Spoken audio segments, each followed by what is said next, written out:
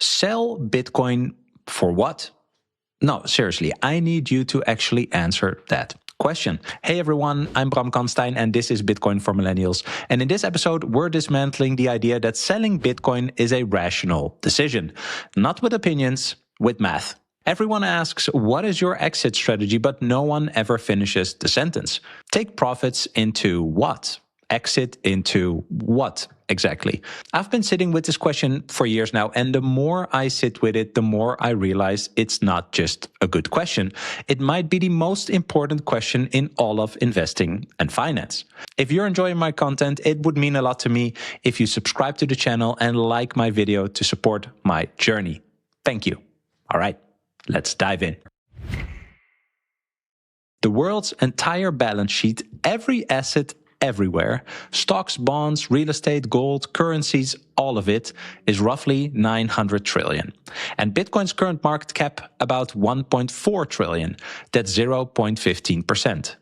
There's a fellow Bitcoiner named Jesse Myers who writes on onceinaspecies.com, and he published an incredible piece about Bitcoin's full potential valuation. His core insight, and I think this is one of the most underappreciated ideas in finance, is that Bitcoin isn't competing in an industry. It's not like Apple versus Samsung. Bitcoin is competing in the market for value itself. That's a $900 trillion pie. Now hold that thought, because that framing changes everything about what comes next. If Bitcoin is competing for a share of all stored value on Earth, then the question isn't whether Bitcoin will go up. The question is whether any other asset deserves to hold the value that Bitcoin could absorb. And when you test that honestly, it gets quite uncomfortable pretty fast. Let's go through them one by one. And I want you to notice something as we do this. Every single asset has a fatal flaw, not a minor weakness, a structural, unfixable problem that Bitcoin simply doesn't have. Let's start with stocks, the thing you don't actually own. Most people think stocks are investing, right?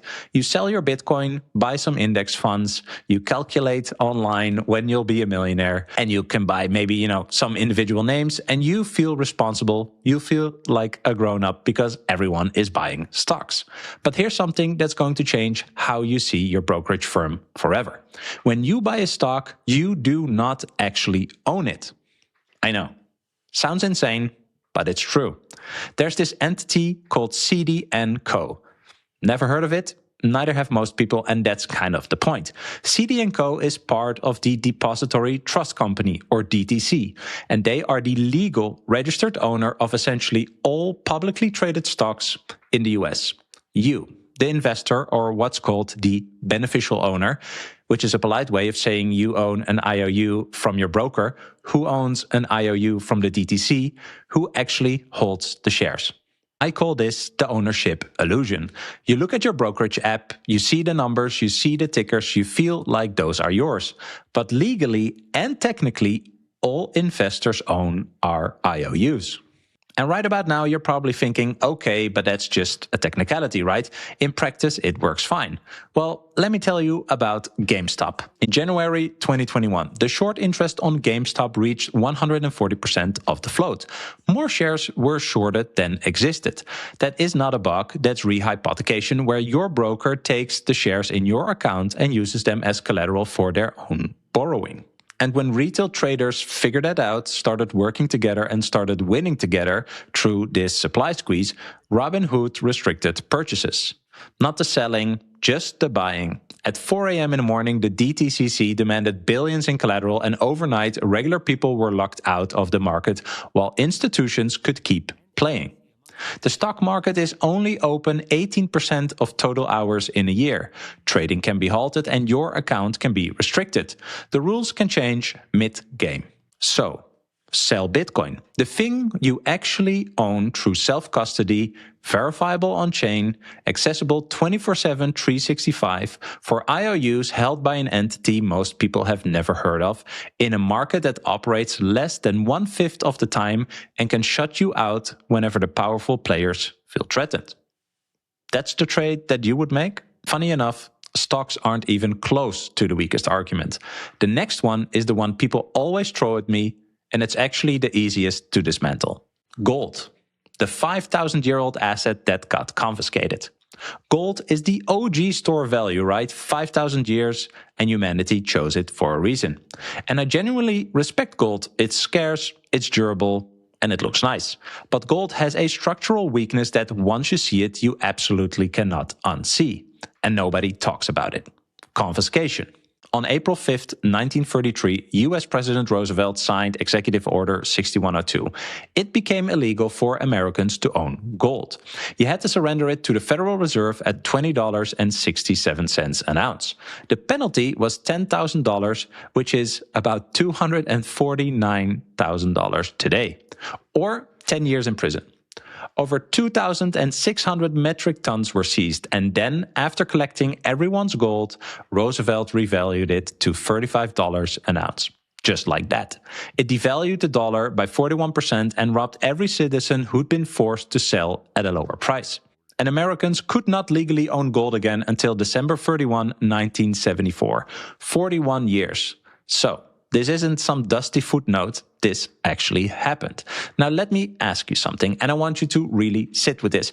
Can you confiscate Bitcoin that's stored as a 12-word seed phrase in someone's memory? You can't.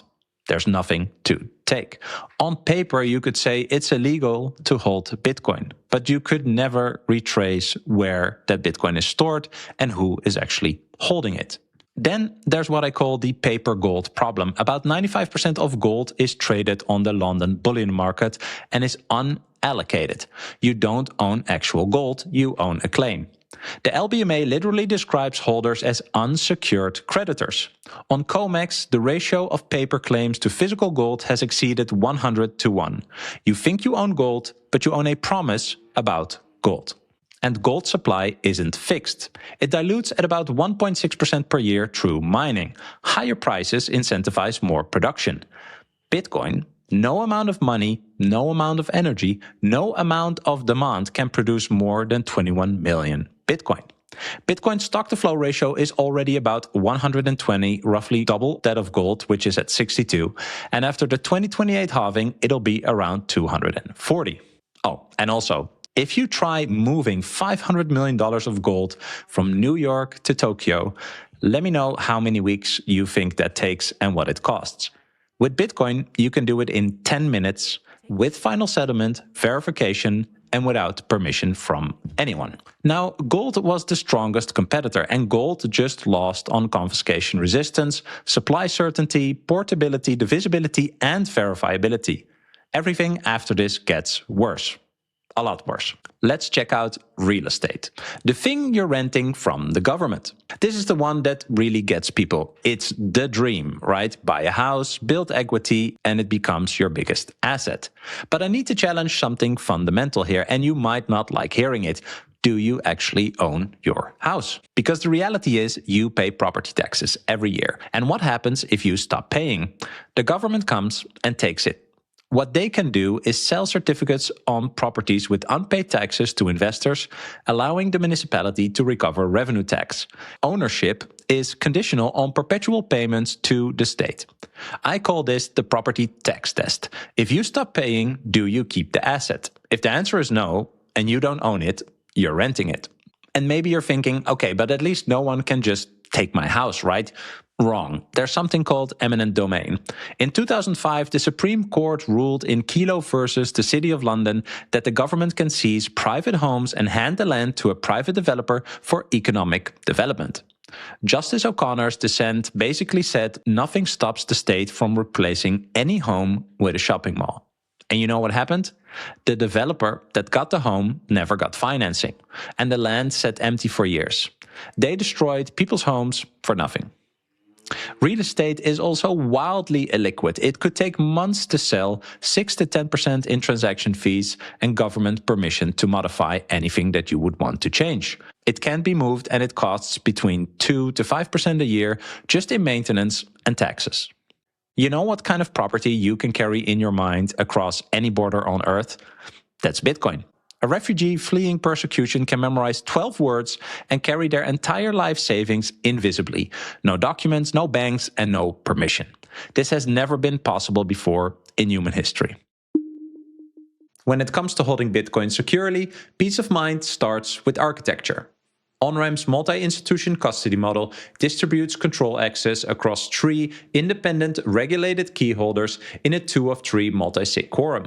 No single point of failure, no pooled or omnibus exposure, just segregated client-titled vaults. You retain full legal ownership while On-Ramp coordinates security, compliance, and operational workflows behind the scenes. Multi-institution custody is the foundation for everything that On-Ramp builds. Sound infrastructure that distributes counterparty risk and provides fault-tolerant resilience with clear audits and institutional controls. And now On-Ramp is piloting flat, predictable pricing to make best-in-class Bitcoin custody and financial products more accessible than ever. Visit onrampbitcoin.com to learn more and sign up with code BRAM, that's BRAM, to receive $150 in Bitcoin after your first deposit. On-Ramp, strength in many, simplicity in one. For my European friends that want to buy Bitcoin with ease, check out Relay. I've been a long-time fan and happy to partner up with what I think is the best Bitcoin-only platform for Europeans. They offer a super simple, beginner-friendly app with no distractions and no shitcoins. You can do a quick one-time smash buy or set up automatic purchases when you're stacking regularly. And here's the thing that matters most. Relay is 100% self-custody. Every set you hold is yours. Your keys, your coins. If you want to get started, download the app via my link below or in the description and use code BRAM, that's BRAM, at checkout to get 10% off your fees. A huge shout out to Relay for sponsoring the show. Now let's continue. Now, most people stop here when they compare assets. Stocks, gold, real estate. That's the big 3. But the next 2 are actually the most revealing because they're the ones the financial industry tells you are safe. Bonds, the safe asset that destroyed a bank. Bonds are literally just loans to governments and corporations. And the biggest borrower in the world, the US government, has $38.8 trillion in debt, growing by $6.12 billion a day. Net interest payments just crossed $1 trillion per year for the first time, more than Medicare, more than their national defense, and Moody's downgraded the US sovereign credit in 2025. And what a lot of people don't know is that sovereign default isn't some fringe scenario. It's the historical norm. Reinhardt and Rogoff documented 327 sovereign debt restructurings since 1815. Greece has defaulted 7 times, and at various points nearly half of the world's countries were simultaneously in default. In 2022, the SAFE Bloomberg Aggregate Bond Index posted its worst return in history, down 13%. Long-dated treasuries lost 30 to 40%, and Silicon Valley Bank collapsed because of bond losses. This safe asset literally destroyed a bank. So, sell Bitcoin for a promise from the world's most indebted governments? I don't think so. All right, let's move on to the last one. Fiat currency, the 100% failure rate asset. This is what most people think is money. And this is also what everyone holds by default, right? Dollars, euros, yens, whatever. The US dollar has lost approximately 97% of its purchasing power since the Federal Reserve was created in 1913. And this isn't an accident. Central banks explicitly target 2% annual inflation. They're telling you openly that they plan to destroy your purchasing power by roughly half every 35 years. But that's not even the worst part. When central banks create money, it doesn't arrive equally. There's this concept called the Cantillon effect, and this is where most people's understanding of inflation completely breaks down. New money enters through banks first, then financial institutions, then large asset holders, and they spend it at pre-inflation prices. They are the first ones that actually put new money into the economy. By the time it reaches you and me, prices have already risen. During the pandemic, the world's 10 richest men doubled their fortunes with $1.5 trillion. That's $15,000 per second. The top 1% captured 63% of all new wealth. Meanwhile, real wages for ordinary workers barely moved. That's not bad luck. That is the Cantillon effect. It's not a conspiracy theory, it's basic economics that most people have never heard of. And fiat money can also be frozen. A few examples. Canada froze bank accounts during the trucker protests. Cyprus took 47.5% of deposits above 100,000 euros during a crisis, and India avoided 86% of its cash overnight. Your money in a bank is not money, it's not in the bank, and it's also not yours. Of 775 fiat currencies in recorded history, not one, but 0 have held their value. Every single one has either failed or is in the process of failing. A 100% failure rate. And you'd sell Bitcoin for that? I could keep going. Airline miles, cars, whiskey, art, sneakers, or NFTs, but you get the point. Everything has structural, unfixable flaws. And right about now, you might be thinking, okay, Bram, I'm convinced that everything else has problems. But is Bitcoin actually better, or is it just less broken? And this is where it gets good, because Bitcoin isn't just less broken. Bitcoin is a category of one. Bitcoin is the only asset in human history that is absolutely scarce. Not relatively scarce like gold, where more mining increases supply. Absolutely scarce. 21 million coins forever. That cap is enforced by mathematics, by a distributed network of nodes, and by a Nash equilibrium where no participants benefit from changing it. And this was proven during the 2017 block size war.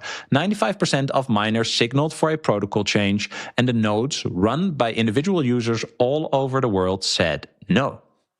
The miners had to comply, the rules were held, and I call this moment the thermodynamic firewall, because it proved that even the most powerful participants inside the system cannot change the rules.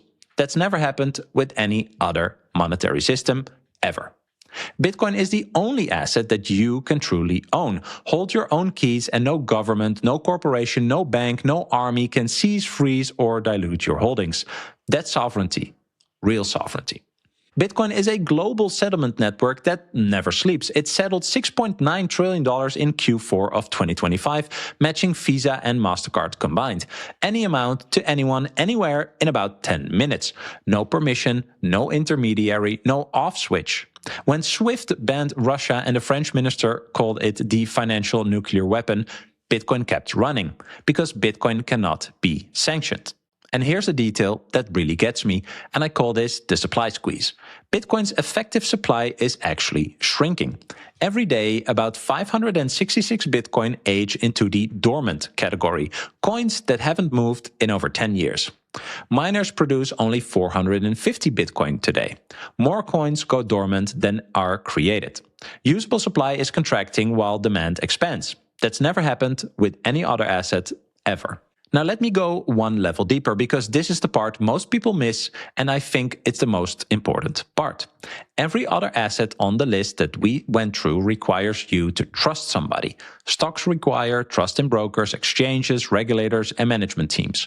Gold requires trust in custodians, assayers, and governments not to confiscate it again. Real estate requires trust in title registries, courts, and the state. Bonds require trust that borrowers will actually pay you back. And fiat requires trust that central banks will not destroy your money. And historically, they've always done that. Bitcoin requires trust in math. The rules are enforced by cryptography and distributed consensus, not by any human being, not by any institution, and this connects to something Jeff Booth talks about that I think is very profound. Technology is inherently deflationary. Every advancement, every innovation makes things cheaper. That should mean your money buys you more over time, but central banks fight this natural deflation by printing, artificially inflating prices. They're stealing the benefits from the technological progress from you and handing them to the financial system through the Cantillon effect that we mentioned before. Under a Bitcoin standard, that changes. As technology makes things cheaper, your Bitcoin buys you more over time.